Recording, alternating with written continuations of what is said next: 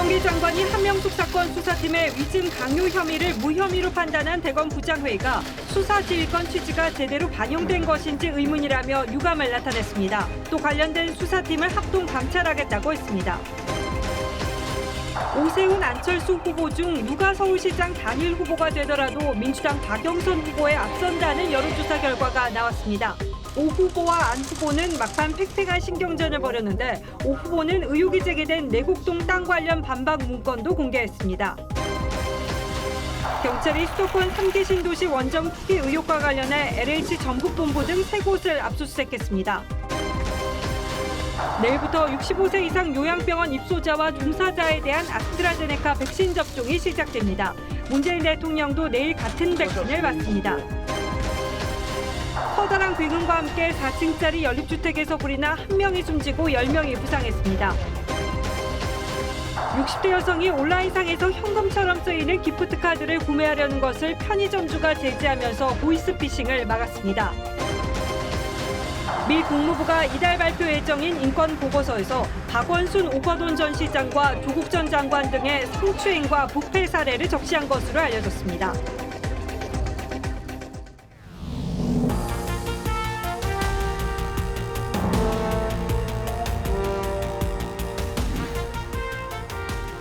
안녕하십니까. 뉴스9의 신동욱입니다. 이제는 시청자분들께서도 참으로 혼란스러울 것으로 생각됩니다만 다시 한명숙 전 총리 뇌물사건 수사와 관련한 박범계 장관의 문제 제기로 돌아가 보겠습니다.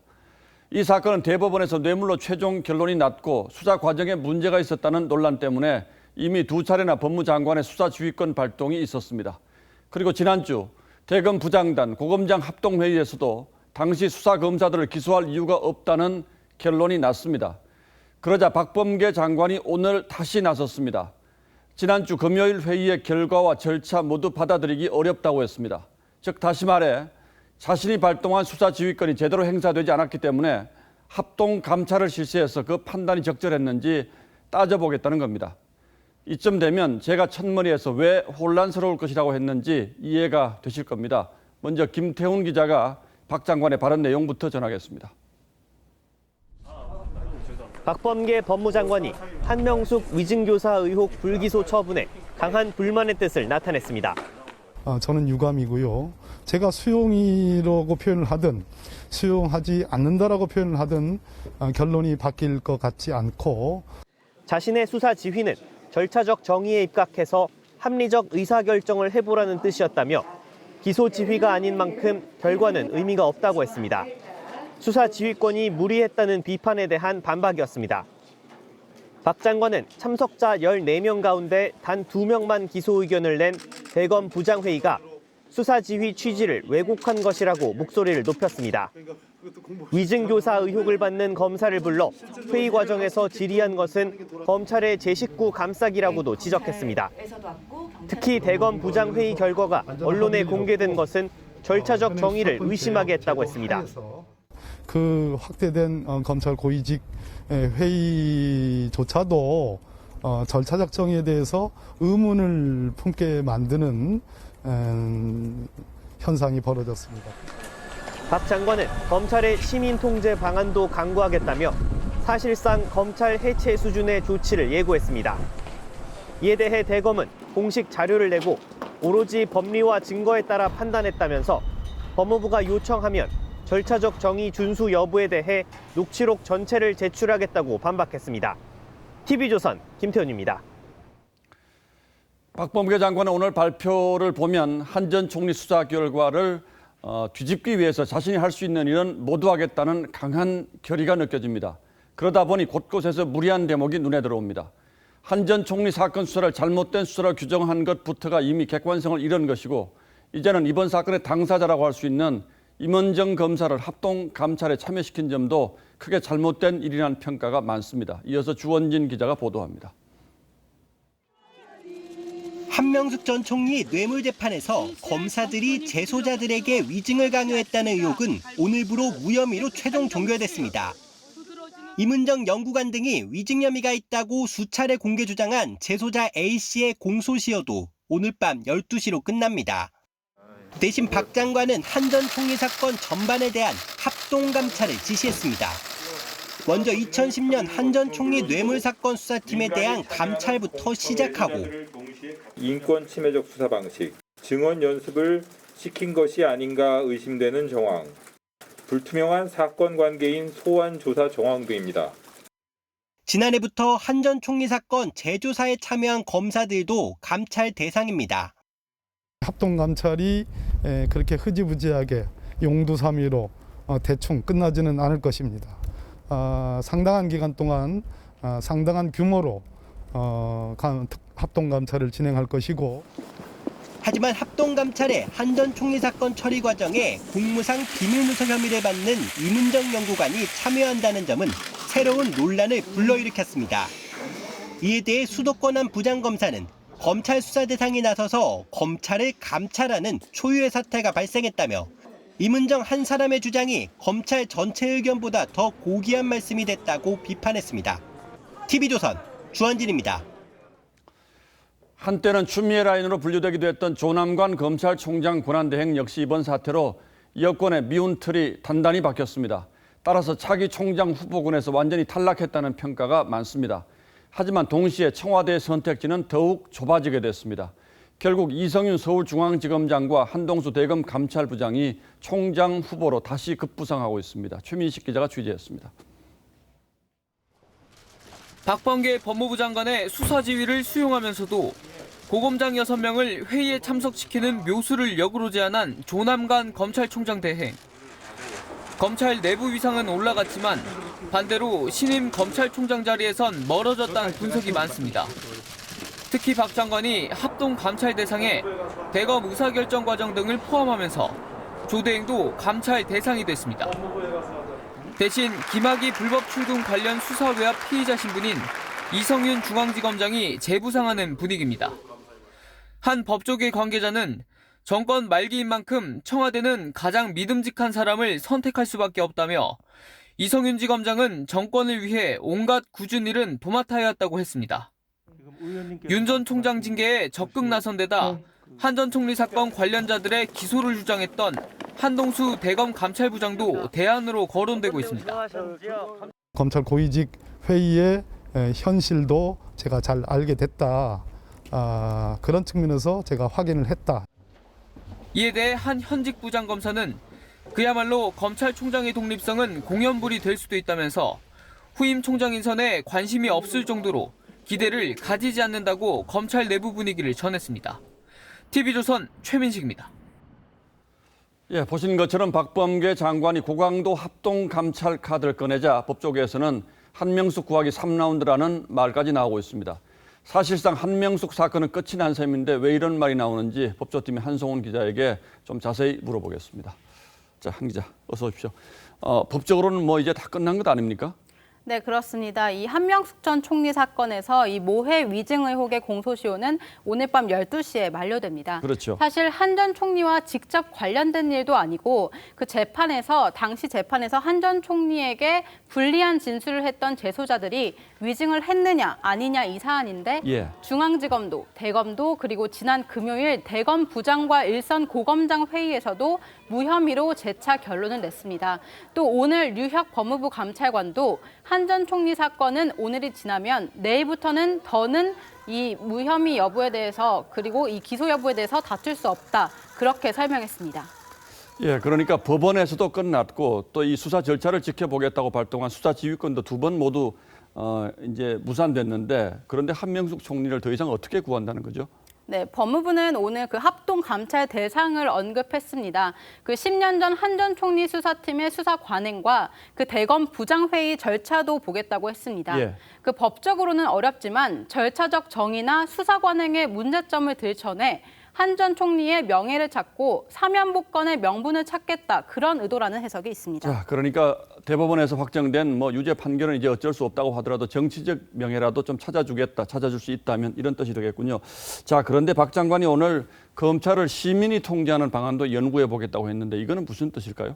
네, 일단 법무부는 그 시민 통제 방안에 대해서 검찰개혁 TF가 계속 연구하고 검토했던 사안이라고 설명했습니다. 예. 그러면서 예로 든 것이 이재용 전 부회장 사건 등에 열렸던 시민위원회나 또 대검 수사자문위원회, 또 영장심사위원회를 거론했습니다. 하지만 해당 위원회가 자문 권한만 있는데 이 위원회를 거쳐도 최종 결정은 검찰이 내려왔었습니다. 예. 법무부는 법적 효력이 있는 시민위원회 등을 만드는 방안도 구성 중이고요.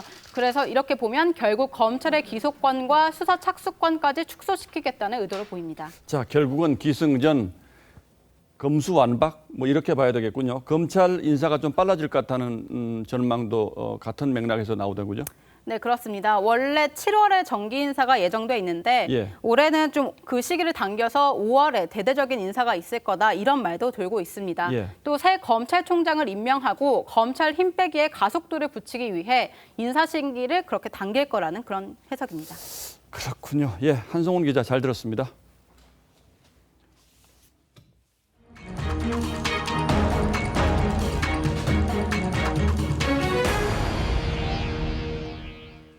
서울시장 야권 단일화 후보 경쟁을 하고 있는 오세훈, 안철수 두 후보는 오늘도 팽팽한 신경전을 이어갔습니다. 지금 여론조사가 진행 중인데 이러면 내일 저녁, 늦어도 모레까지는 결론이 날 것으로 보입니다. 단일화를 가정한 여론조사에서는 누가 나서더라도 박영선 민주당 후보를 여유 있게 앞설 거란 결과가 나왔습니다. 자세한 내용은 박경준 기자가 전하겠습니다. 오늘 발표된 여론조사 결과는 야당의 우세로 나타났습니다. 가상양자 대결에서 국민의힘 오세훈 50.6%, 민주당 박영선 36.8%로 13.8%포인트 격차였고 국민의당 안철수 후보도 박 후보를 16.7%포인트 앞섰습니다. 이달 초 같은 조사에선 모두 오차 범위 내 접전이었는데 2주 만에 오차 범위 밖으로 벌어졌습니다. 부동산 문제가 아직도 진행 중이고 이에 정권 안정론보다 정권 심판론이 더 힘을 받고 있기 때문이라고. 오, 안 두 후보 간 막판 신경전도 뜨겁습니다. 안 후보는 단일화 방식 최종 합의 직후인 어제 오후부터 민주당이 제기해온 오 후보의 내곡동 땅 문제를 언급하고 있습니다. 내곡동 문제가 확산되고 있습니다. 야권 후보가 사퇴한 상태에서 선거를 치를 수도 있습니다. 국민의힘에선 아무리 다급해도 예의와 품격은 지키라고 맞받았습니다. 민주당이 제기하고 있는 흑색 선전입니다. 거기에 편승하시는 건 사실은 단일화 과정 속에서 바람직하지는 않다고 생각합니다.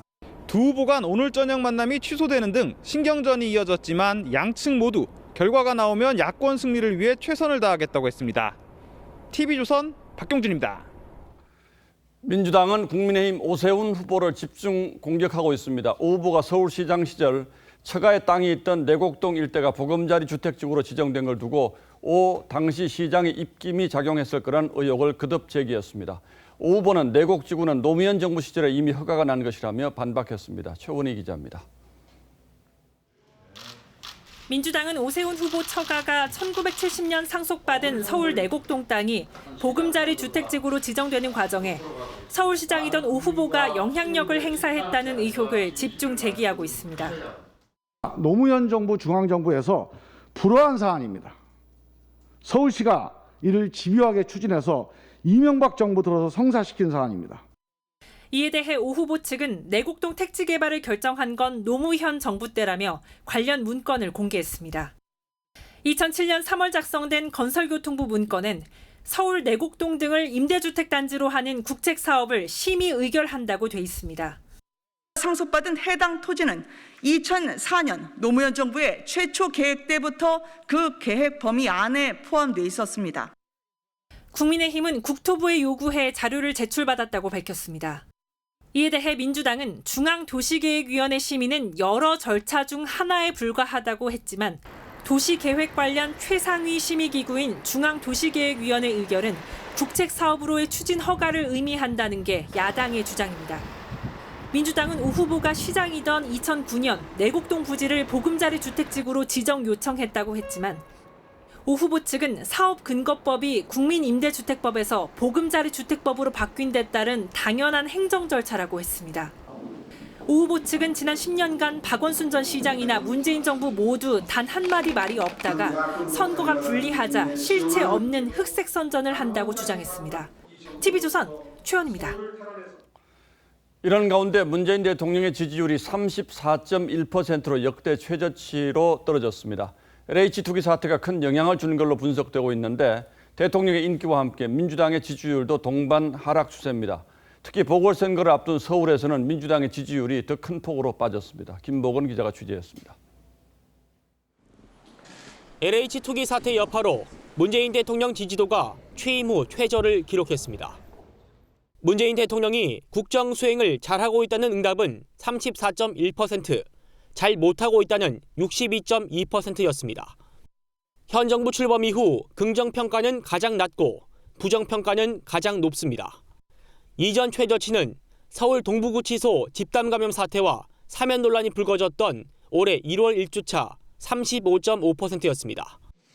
문 대통령이 사과까지 했지만 공기업 직원은 물론 여당 국회의원, 청와대 직원까지 번진 투기 사태가 가장 큰 원인으로 꼽힙니다. 박원순 시장 성추행 피해자의 기자회견도 지지율 하락 요인으로 분석됩니다. 문 대통령은 LH 투기 사태에 대해 정부로선 면목이 없다면서도 부동산 부패의 고리를 끊을 쉽지 않은 기회라고 했습니다. 정당별 지지율은 민주당이 현 정부 출범 후 최저치인 28.1%, 국민의힘은 지난해 8월 이후 최고치인 35.5%로 집계됐습니다. 보궐선거가 치러지는 서울에서는 민주당 26.2%, 국민의힘 38.9%로 격차가 더 컸습니다. 청와대는 지지율에 일일비하지 않는다고 했지만 경찰이 투기 의혹을 받는 경호처 직원에 대한 내사에 착수하면서 향후 파장이 커질 것을 우려하는 분위기입니다. TV조선 김보건입니다. 경찰이 3기 신도시 원정 투기 의혹을 받고 있는 LH 전북 지역 본부 등 3곳을 동시에 압수수색했습니다. 그리고 투기 의혹을 받고 있는 LH 전 현직 직원 3명을 소환해서 내부 정보를 활용한 투기가 있었는지 수사에 속도를 내고 있습니다. 박근우 기자가 취재했습니다. 경찰관들이 압수물 상자를 들고 LH 전북 지역 본부 건물을 나섭니다. 어떤 물건 압수수색하셨습니까? 아침 8시부터 압수수색을 시작한 경찰은 PC와 휴대전화 등을 확보한 것으로 전해집니다.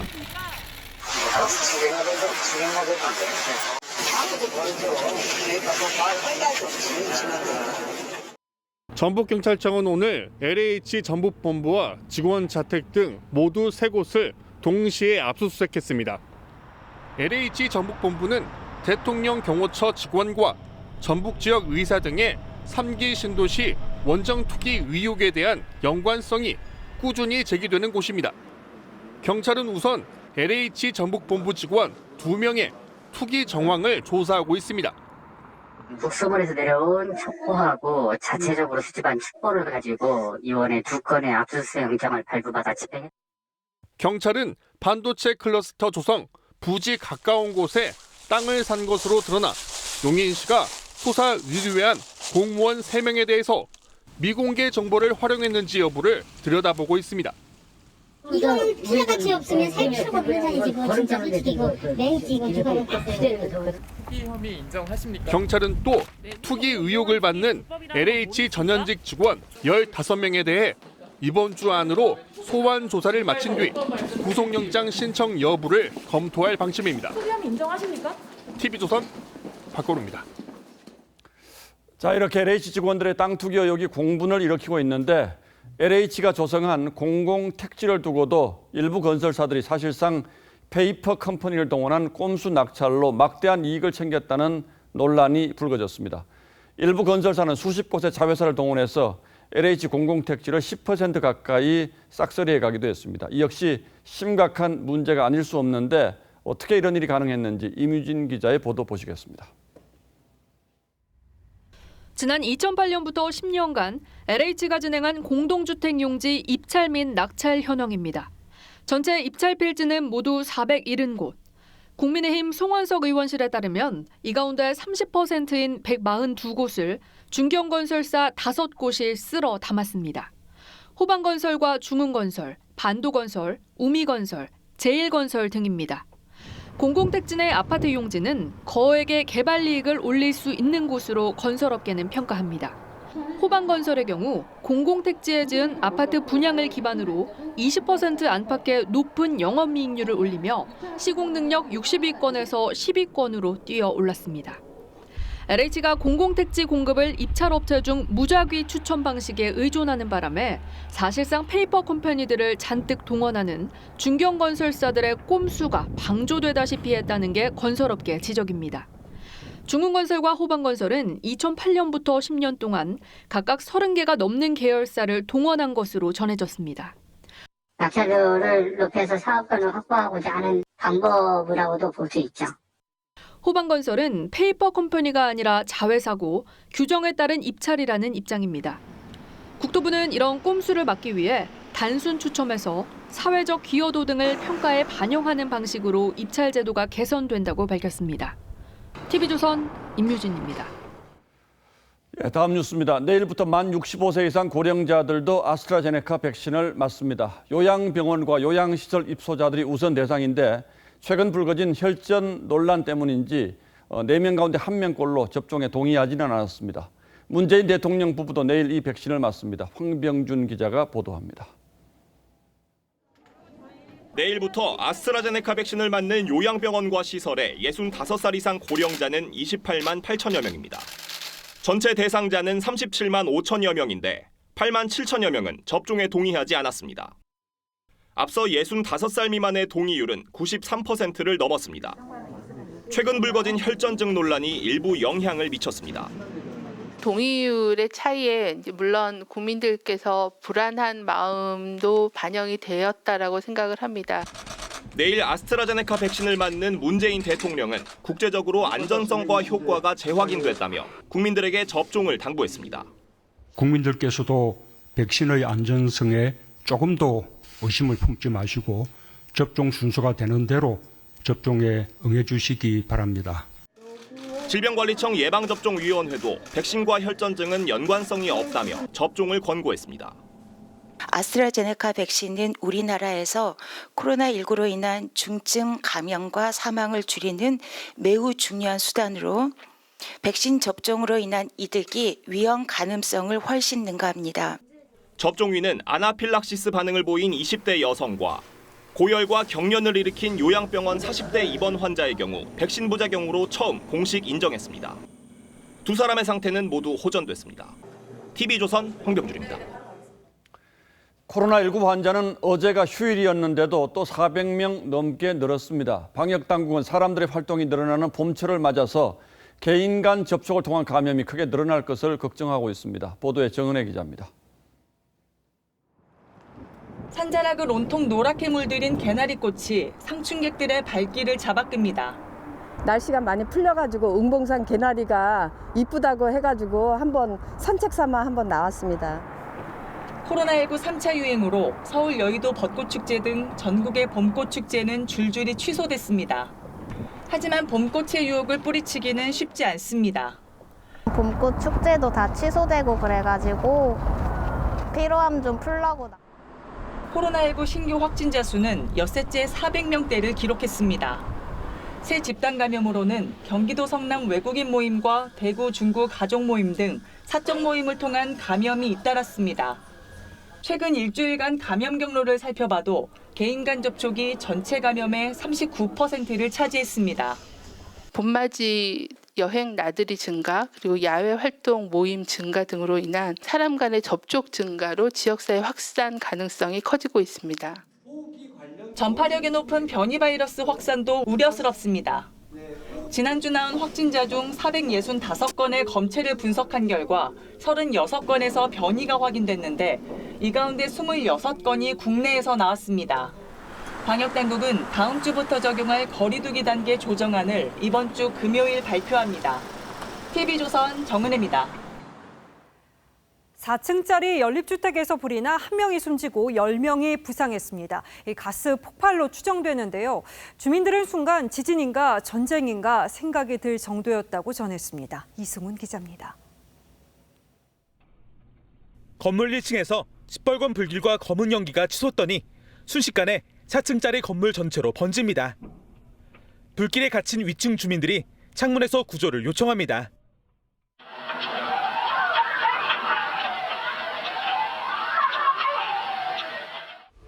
오늘 오전 10시 반쯤 강원 횡성군의 한 연립주택 1층에서 불이 났습니다. 불이 날 당시 가스 폭발로 추정되는 굉음이 여러 차례 울렸습니다. 처음에 뭐가 빵 소리가 나가지고 포탄 같은 게 떨어지는 줄 알고 나왔어요. 근데 계속 빵빵빵빵 터지더라고요. 거실 창틀과 발코니 구조물이 완전히 뜯겨나갈 정도로 폭발의 위력이 강했습니다. 뭐 터지는 소리가 나서 펑 소리가 나면서 집이 막 다 울린 거예요, 땅이. 그래서 처음엔 지진인 줄 알고. 불은 30여 분 만에 꺼졌지만 폭발이 난 1층에서 74살 A씨가 숨진 채 발견됐고 주민 10명이 중경상을 입었습니다. 주민 대부분이 노인이라 초기에 대피하지 못해 피해가 커졌습니다. 검은 연기가 다량으로 방출되었었고 건물에 지금 연세가 많으신 분들이 좀 거주해서 좀 즉각적으로 좀 조치가 좀 늦지 않았나. 경찰과 소방당국은 정확한 사고 경위를 밝히기 위해 내일 합동 감식을 할 예정입니다. TV조선 이승훈입니다. 한 노동자가 작업 중에 사다리에서 떨어져서 숨지는 일이 벌어졌습니다. 유가족은 사고 당시 2시간여 동안 119 신고가 이뤄지지 않았다면서 현장 직원들의 무관심이 사망에 이르게 했다는 주장입니다. 그럼 주변 직원들은 왜 손을 놓고 있었던 건지 황선영 기자가 취재했습니다. 한 남성이 사다리를 세우고 가장 높은 곳까지 올라갑니다. 그런데 얼마 지나지 않아 사다리가 흔들리고 남성이 떨어집니다. 지난 1일 경북 칠곡의 한 공장에서 하청 노동자 김모 씨가 용접을 하다 추락했습니다. 머리를 바닥에 부딪힌 김 씨는 열흘 동안 사경을 헤매다 끝내 숨졌습니다. 유가족들은 사고 발생 직후 현장에서 아무런 대처를 안 했다며 분통을 터뜨렸습니다. 119가 공단에 있어요, 바로 앞에. 8명이 봤는데 아무도 신고를 안 했어요. 당시 상황을 보니 현장 직원들은 쓰러져 있는 김 씨 옆에 가만히 서 있거나 담배를 태우기도 했습니다. 50분이 지난 뒤에야 김 씨를 들쳐 업었고 사고 발생 2시간이 지나 병원에 도착했습니다. 현장 담당자는 숨진 김 씨가 신고하지 말라는 신호를 보냈다고 주장합니다. 자동차자가 아프니까 조금 나와봐라. 그냥 좀 나와봐라. 허리가 아프고 하니까 좀 나와봐라. 이래가지고 그래 잠시 좀 지키는 거예요. 원청인 공장 측은 하청 과정에서 벌어진 일이라며 사실상 선을 그었습니다. 유가족들은 산재 처리와 과태료 등 책임 회피를 위해 사건 접수를 피한 것이라며 원청과 하청업자를 고소할 예정입니다. TV조선 황선영입니다. 최근 숨진 택배 노동자에 대해서 잇따라 과로사가 인정됐습니다. 유족은 이 산업재해로 인정받는 게 전쟁 치르는 것처럼 어려웠다면서 법과 제도 정비가 필요하다고 했습니다. 정준영 기자입니다. 지난해 10월 12일 숨진 한진 택배기사 36살 김모 씨. 김 씨는 숨지기 나흘 전 새벽 4시 반쯤 너무 힘들다는 메시지를 동료에게 보냈습니다. 유족들은 줄곧 과로사를 주장했는데 아침에 통화하면 분류하고 있다, 바쁘다. 또 오전에 통화하면, 오후에 통화하면 또 배송 중이다. 저녁에 통화하면 아직 집에도 못 갔다. 한진 택배 측은 사인이 허혈성 심장질환이었고 추석 연휴 특송을 제외하면 평소 물량은 하루 200개 이하였다며 과로사가 아니었다고 맞섰습니다. 근로복지공단은 지난 19일 택배기사 업무와 근로시간을 고려한 결과 업무로 인한 사망이라고 판단했습니다. 같은 날 숨진 쿠팡 물류센터 비정규직 장모 씨도 지난달 4일 산업재해를 인정받았습니다. 장 씨 유족들은 산재를 인정받기까지 마치 전쟁을 치르는 것처럼 어려웠다고 했습니다. 근로자로 인정받는다든가 아니면 이분들의 근무 시간이라든가 이런 부분들에 대해서 제한할 수 있는 별도의 법령이 필요할 것으로. 잇따른 산업재해 인정에 물류업계는 근로 환경을 개선하겠다는 계획입니다. 다만 업무량이 택배 단가와 수수료에 영향을 주는 만큼 사회적 합의가 필요할 것으로 보입니다. TV조선 정준영입니다. 편의점에 가면 온라인상에서 현금처럼 쓰이는 기프트 카드를 살 수 있죠. 이 구매층이 대부분 젊은 사람인데 한 60대 여성이 수십만 원어치를 구매하자 뭔가 이상하다고 여긴 편의점주가 제재에 나섰고 보이스피싱을 막았습니다. 전후 상황을 윤재민 기자가 더 전해드리겠습니다. 한 할머니가 심각한 표정으로 편의점에 들어갑니다. 휴대전화를 꺼내들고 잠시 살펴보더니 점주에게 전화기를 건넵니다. 67세 김모 씨는 지난 16일 한 편의점에서 휴대폰 온라인 결제에 필요한 기프트 카드를 구매하려 했습니다. 15만 원짜리 2장, 모두 30만 원어치입니다. 할머니의 행동이 이상하다고 느낀 편의점주는 보이스피싱을 의심했습니다. 할머니가 구글 카드를 사용하실 연령대가 아니시잖아요. 할머니는 딸 전화기가 고장나 다른 사람 휴대전화로 연락하는 상황이고 6,800만 원이 들어있는 계좌 정보와 비밀번호, 신용카드 정보까지 모두 알려준 상태라고 설명했습니다.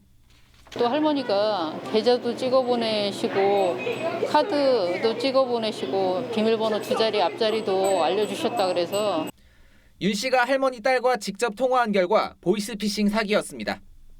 윤 씨는 할머니와 함께 치안센터를 찾았고 경찰은 즉시 은행 계좌와 신용카드 거래 정지를 요청해 출금을 막았습니다.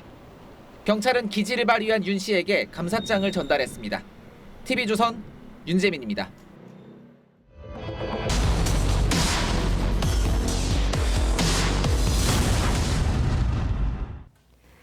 신규 아파트에는 분양가 상한제가 적용되죠. 이 정부가 집값을 잡아서 주택 공급을 원활하게 하겠다면서 내놓은 규제인데 겉보기에는 분양가가 떨어져 있지만 속을 들여다보면 눈 가리고 아웅에 불과해서 입주자 불만이 쏟아집니다.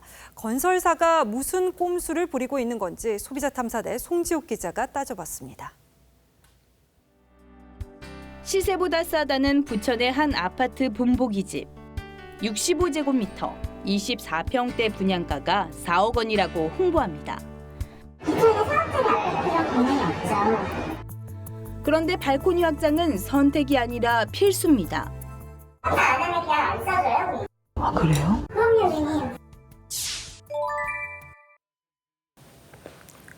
여기 보이는 이 발코니 부분 확장 비용 8,600여만 원을 합하면 분양가는 17% 높아져 4억 9,087만 원이 됩니다. 공공택지에 건설될 서울의 한 아파트도 비슷합니다. 말은 옵션이라는데 과거 기본이던 현관 수납장과 선반 등까지 유상 옵션입니다. 실제로 유상 옵션 안 하시게 되면 벽면 위치가 이게 바뀌기 때문에 이들 신규 분양 아파트의 옵션이 반강제된 건 정부의 가격 규제를 피하려는 업체의 꼼수 때문. 정부가 집값을 잡으려고 서울 18개구와 경기 3개시 등엔 분양가 상한제를 실시하고 수도권과 지방 대부분의 신규 아파트는 분양가를 주변 시세의 60%에서 70%로 억제했습니다. 그러자 건설사들이 분양가는 규제에 맞춰 내리고 대신 각종 옵션을 넣어 수익을 챙기는 겁니다. 시에서 너무 가격을 적당히 해서 그렇게 승인을 해주지 않으니까 이렇게 시공사는 시행사들이 가격을 좀 얻는 거예요. 이 때문에 입주자는 원치 않는 옵션은 물론 고비용 부담까지 떠안는 경우가 비일비재합니다. 발코니 확장만 따를 수 있는 게 아니고 그 옵션들이 딸려와요. 인터넷 가격 중간치를 찾아봐도 너무 과도한 거죠. 유튜브는 말 것도 없죠. 우리네 겨자 먹기로 했다고 보시면 돼요. 더욱이 청약 당첨자가 옵션 부담 등으로 계약을 포기하면 조정 대상 지역 등에서 7년에서 10년 동안 청약마저 제한됩니다. 결국 정부 규제에도 집값 하락 효과는 제한적인 셈. 이러한 어떤 풍선 효과로서 이런 부작용들이 나타나는 거예요. 비용은 비용대로 지불을 하고 품질은 보장받지 못하고. 일부 건설사의 꼼수로 각종 부담은 고스란히 소비자의 몫이 되고 있습니다. 소비자 탐사대 송지욱입니다. 예, 다음 뉴스입니다. 미 국무부가 곧 발간할 예정인 한국 인권 보고서의 주요 내용들이 소개됐습니다. 조국 전 장관은 2년 연속으로 부패 부문에 언급됐고 윤미향 의원 사태와 박원순 오거돈 전 시장의 성추행 사건도 포함됐습니다. 이 보고서는 특히 우리 정부가 대북 전단 금지법을 만들고 북한 인권단체 활동을 방해하고 있다는 점도 비판적으로 기술했습니다. 우리로서는 매우 아프지 않을 수 없는 지적이고 외교적 파장도 적지 않을 것으로 보입니다. 권은영 기자가 보도합니다. 미 국무부가 곧 발간 예정인 한국 인권 보고서에서 문재인 정부가 표현의 자유를 제약한다고 명시했습니다. 작년 말 여당이 단독 통과시킨 대북 전단 금지법을 그 사례로 들었습니다. 한국 정부가 북한 인권단체의 활동을 제한한다고 했고 한국의 고위공직자 부패와 성추행 사례도 상세히 적었습니다. 조국 전 법무장관은 부패 부문에서 2019년에 이어 2년 연속 이름을 올렸고 민주당 윤미향 의원의 위안부 기금 횡령 혐의, 박원순 오거돈 전 시장의 성추행 사건도 보고서에 적시됐습니다. 민주주의 모범국을 자부해온 우리 정부 입장에선 동맹국인 미국의 비판이 뼈아픈 부분입니다. 표현의 자유 침해 소지가 있는 법을 추진함으로 해서 외교력을 낭비하고 인권 변호사 출신 대통령 정부 하에서 인권 침해를 의심받는 상황에 이른 거죠. 이에 대해 외교부 관계자는 국무부가 언론 또는 시민단체 자료를 바탕으로 작성한 보고서라며 우리 정부와 협의를 거치지 않는다고 밝혔습니다. TV조선 권은영입니다. 공기업의 난맥상이 한 회사의 2명의 사장이 근무하는 상황으로까지 번졌습니다. 국토교통부 산하기관인 국토정보공사에서 작년 해임된 사장을 두고 법원이 절차에 문제가 있었다고 무효 판결을 내리면서 이런 일이 생겼습니다. 국토정보공사에서 그동안 어떤 일이 있었는지 지선호 기자가 취재했습니다. 지난해 갑질 논란 공방 끝에 해임됐다가 소송에서 해임 처분 취소 판결을 받은 최창학 국토정보공사 사장. 최 사장은 11개월 만인 오늘 서울 본부로 출근했고 이 때문에 국토정보공사는 현 김정열 사장과 최 사장이 함께 근무하는 1기관 2사장 체제가 됐습니다. 최 사장은 부하 직원을 개인적인 일에 동원했다는 의혹 등으로 청와대 조사와 국토부 감사를 받고 해임됐는데 이 과정에서 제대로 된 소명 절차도 없었다고 강조했습니다. 창성동 별관에 가서 밤 11시까지 조사를 받았습니다. 국토부가 감사를 나왔는데 직원들만 상대를 해서 최 사장은 현 정부 핵심 인사들과 가까운 국토정보공사 주요 간부와 인사 등을 두고 갈등을 빚은 것도 본인 해임에 영향을 끼쳤다는 입장입니다. 나를 이렇게 하면은 자기가 괜찮아질 걸로 이제 생각하고 막 그때부터 집중적으로 이제 언론 보도하고 언론에 남는 걸 스크랩해가지고 국회의원한테 갖다 주고. 1심 법원은 정부가 소명 기회를 주지 않고 해임 근거도 충분하지 않다며 최 사장 손을 들어줬습니다. 최 사장은 임기인 7월 말까지 사장직을 수행하겠다는 입장. 최소 4개월 동안 한 지붕 2사장 체제가 진행되는 셈입니다. 국토부는 1심 판결이 절차에 문제가 있다는 판단일 뿐 해임 사유가 없다는 뜻은 아니라며 항소했습니다. TV조선 지선호입니다. 부부가 공동 명의로 집을 소유하는 건 시대 흐름에도 맞고 정부가 장려해온 절세 수단이기도 합니다. 그런데 올해 급등한 공시지가로 보유세를 계산해 봤더니 주택을 2채 이상 소유한 부부의 경우는 공동 소유가 단독 소유하는 경우보다 세금을 더 많이 내는 사례가 속출하는 것으로 나타났습니다. 부부 공동 소유가 소위 역차별을 받는 셈인데 그 이유를 지금부터 따져보겠습니다. 자, 윤슬기 기자, 어떤 경우에 얼마나 세금을 더 많이 낸다는 거죠? 네, 이 서울 강남에서 공시가 합계 47억 800만 원인 아파트 2채를 가진 부부가 세금을 얼마나 내는지 한 시중은행에서 계산을 해봤는데요. 예. 자, 남편이 A 아파트, 아내가 B 아파트를 개별 명의로 소유한 경우 재산세와 종합 부동산세를 합친 올해 보유세는 4,067만 원입니다. 그런데 부부가 이 A와 B 아파트의 지분을 50%씩 공동 소유한 경우엔 보유세가 보시다시피 9,853만 원으로 계산됐습니다. 자, 그런데 이렇게 보니까 차이가 2배 반 가까이 나도 너무 많이 나는데 그 이유가 뭡니까? 네, 바로 종부세 때문입니다. 부부가 주택 한 채씩 보유할 땐 남편과 아내 모두 1주택자지만 공동 소유를 하면 부부 모두 2 아파트의 지분이 다 있는 바로 2주택자가 되기 때문이죠. 예. 자, 따라서 1주택자 경우보다 높은 세율이 적용되는 거죠. 자, 그런데 이건 윤 기자가 너무 특별한 경우를 예를 든 거지 사실 이런 경우가 얼마나 되겠습니까? 그렇지도 않습니다. 예를 들어 이 부부가 50%씩 공동 소유한 이 공시가 3억 원과 7억 원 아파트가 4억 원, 8억 원 이상 뛴 경우를 보겠습니다. 예. 부부의 부동산 재산이 각각 10억 원의 절반인 5억 원에서 약 12억 원의 절반인 6억 원 이상이 돼 다주택자 종부세 기준인 바로 6억 원을 넘게 되죠.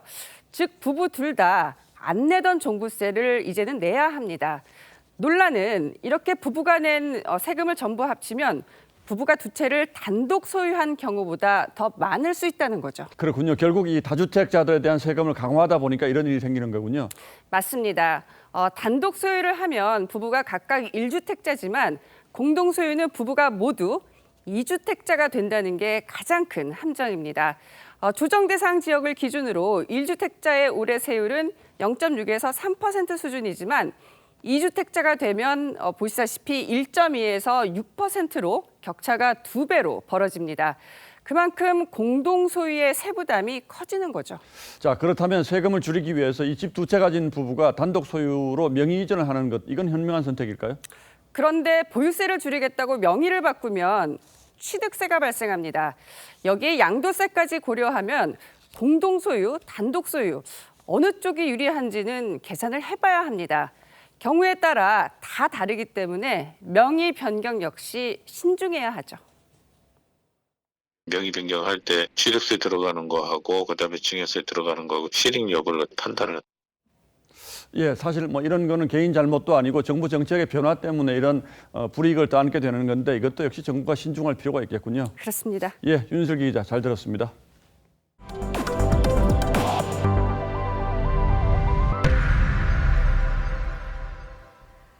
얼마 전 중국 김치 공장에서 비위생적으로 배추를 절이는 모습이 공개돼서 또 한 번 중국산의 불신이 커졌죠. 이번에는 중국 전통시장에서 공업용 염료로 이 덧칠한 귤과 파가 등장했습니다. 신선해 보이기 위해서 이런 행동을 벌인 것으로 추정되는데 오늘은 반복되는 중국산 상품의 유해성 논란에 포커스를 맞췄습니다. 중국 네티즌이 전통시장에서 구입했다며 올린 귤 영상입니다. 휴지로 닦으니 붉은 물감이 묻어나옵니다. 손에도 색이 그대로 남았죠. 싱싱한 귤처럼 보이게 하려고 공업용 염료를 덧칠한 겁니다. 이번엔 신선해 보이는 대파. 그런데 잎을 닦은 휴지가 초록색으로 변합니다. 상인은 발뺌했지만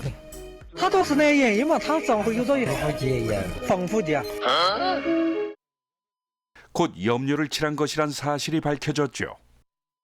중국 당국은 색깔이 선명하고 부자연스러운 상품은 구입 때 주의해야 한다고 경고했지만 당장 네티즌들은 국가가 국민의 목숨을 구덩이에 넣는다며 비판했습니다.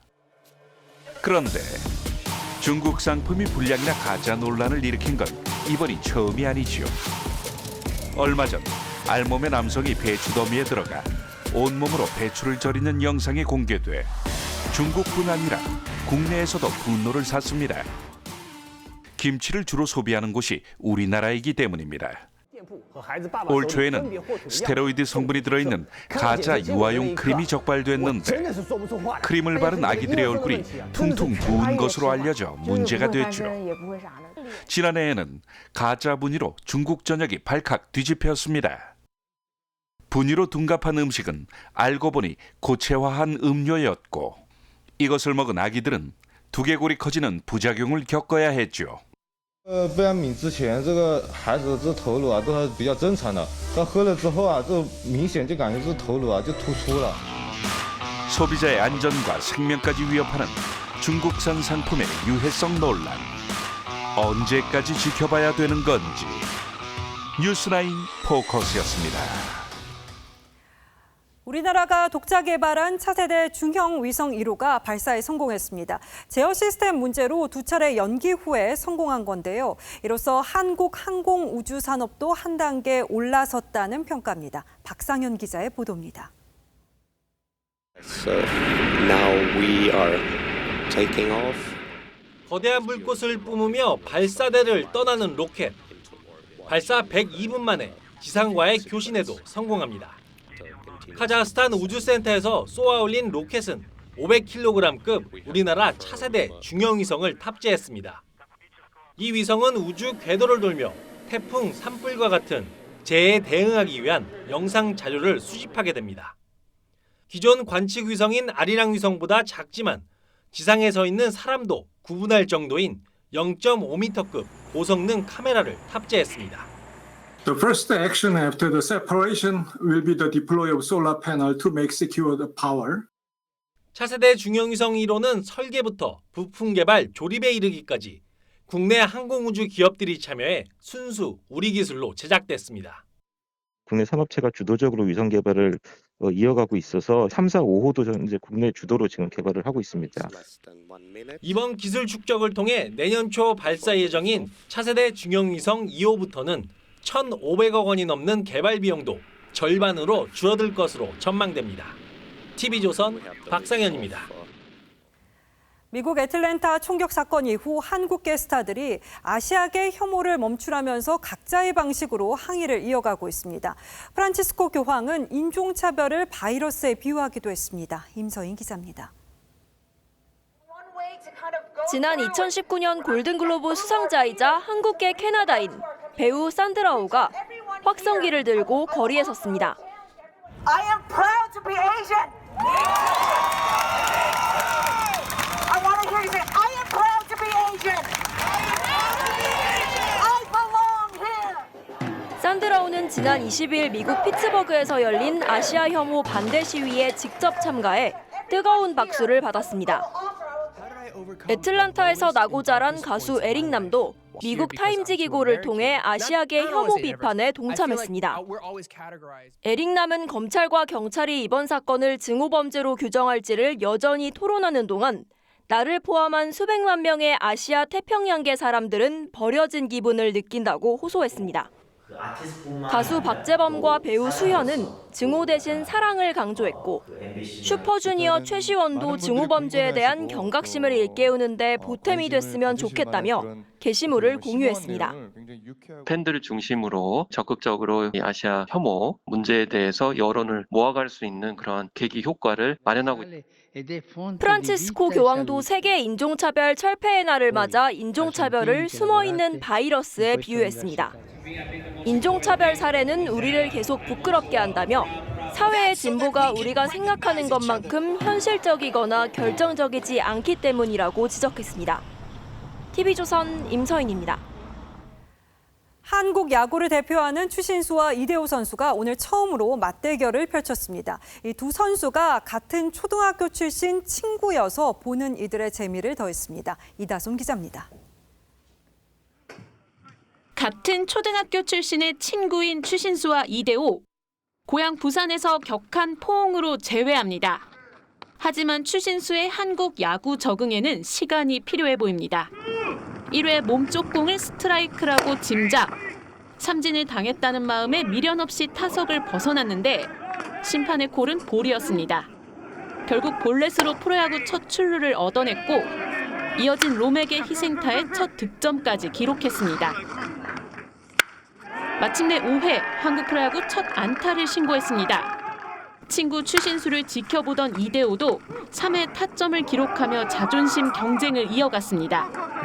부산 수영초등학교에서 함께 야구를 시작했던 추신수와 이대호.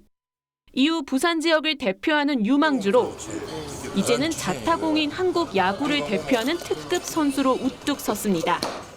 연봉에서도 나란히 한국 프로야구 역대 1, 2위를 차지하며 경쟁을 이어가는 가운데 이래저래 이번 시즌 두 선수의 맞대결은 프로야구 최고의 볼거리입니다. 올해 누가 더 잘하든지 간에 사실 프로 선수이기 때문에 잘하고 싶은 거는 이대호 선수도 마찬가지, 저 또한 마찬가지고 정말 좋은 볼거리. 오늘 추신수와 이대호가 나란히 안타 하나씩을 쳐낸 가운데 경기는 롯데가 SSG를 10대 3으로 제압하며 2연승을 이어갔습니다. TV조선 이다솜입니다.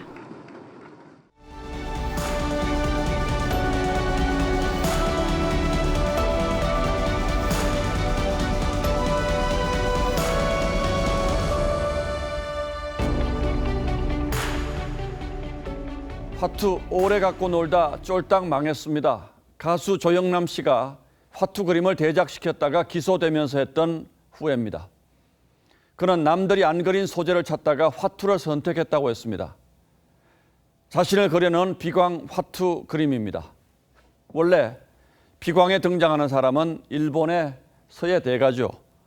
그는 스승에게 꾸지람만 듣다가 낙담해서 비 오는 날 우산 받쳐 들고 떠납니다. 그 길에서 버드나무 가지를 잡으려고 수없이 뛰어오르는 개구리를 보며 되지도 않을 일에 집착했던 자신을 돌아보는 모습입니다. 이 개구리 사진도 비광을 연상시킵니다. 영국의 사진작가가 사진을 찍는 30분 동안 개구리는 비가 내리는 쪽으로 나뭇잎을 이리저리 기울이며 비를 막았다고 합니다. 안간힘을 쓰는 개구리의 표정이 연민을 부릅니다. 박범계 법무장관의 헌정사상 5번째 지휘권 발동이 허망한 무리수로 끝났습니다. 한명숙 전 총리 사건과 관련한 위증 의혹 재검토 지시에 또다시 무혐의 결론이 난 겁니다. 검찰 회의에는 문재인 정부들을 기용된 간부들이 여러 명 참석했지만 10명이 불기소 의견을 냈고 기소 의견은 2명에 그쳤습니다. 검찰청법에 법무장관은 구체적인 사건에 대해 검찰총장만을 지휘 감독하게 되어 있습니다. 검찰의 독립을 보장하려고 수사 개입을 극히 제한한 것이어서 문재인 정부 전까지 딱 한 번 발동됐습니다. 그러다가 추미애 장관이 3번, 박 장관이 1번 휘둘렀고 그중에 2번이 한 전 총리 사건 위증 의혹에 관한 것이었습니다. 4차례 지휘권은 또 모두 사기범이나 사기 전과자 또는 피고인의 폭로에서 시작됐고 3건은 무혐의가 됐습니다. 우연치고도 참 공교로운 우연입니다. 엄중한 지휘권이 조자룡 헌칼 신세가 돼버린 것이나 다름없습니다. 그런데 한 전 총리 사건을 다시 꺼낼 때마다 해묵은 기억에서 소환되는 사실이 있습니다. 불법 정치자금 가운데 1억 원짜리 수표가 한 전 총리 동생 전셋값에 쓰였다는 명백한 증거 말입니다. 그럴 때마다 정작 곤혹스럽고 민망할 사람이 누구겠습니까? 그런데 이번에는 박 장관이 다시 합동감찰 카드를 꺼내들었습니다. 도대체 무엇이 그리 불공정했다는 것인지 이런 집요함을 한명숙 전 총리에게만 끊임없이 발휘하는 이유를 국민들은 알고 싶어 합니다. 검찰에 잘못된 수사 관행이 있었다면 바로잡겠다는 그 명분이야 누가 반대하겠습니까? 하지만 대법원 확정 판결까지 받은 한 정치인의 일에 정권 전체가 이렇게까지 집착하는 그 이유라도 이제는 알고 싶습니다. 3월 22일 앵커의 시선은 이유라도 알려주세요 였습니다.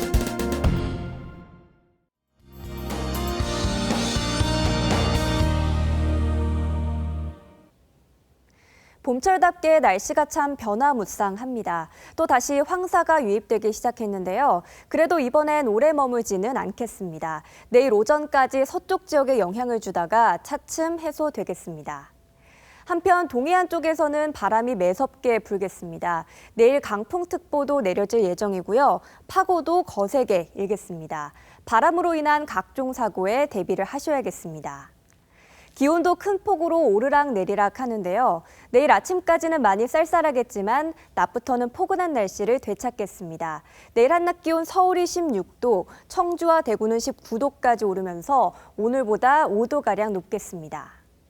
당분간 꽃샘추위는 없겠지만 큰 일교차에 맞게 옷차림 잘 하셔야겠습니다. 그리고 주말에는 전국에 비 소식이 들어있습니다. 날씨였습니다. 예, 3월 22일 월요일 뉴스9은 여기서 모두 마치겠습니다. 시청해주신 여러분 고맙습니다.